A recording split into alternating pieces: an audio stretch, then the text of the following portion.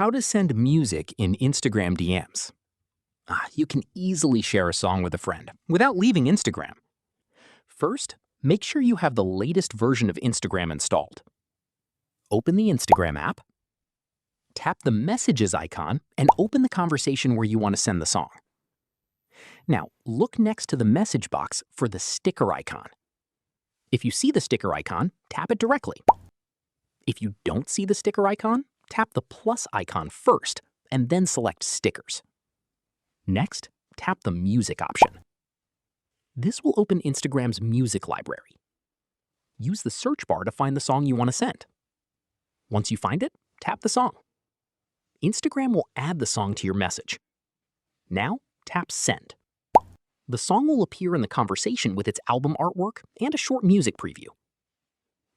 That's all you need to do to send music in Instagram DMs.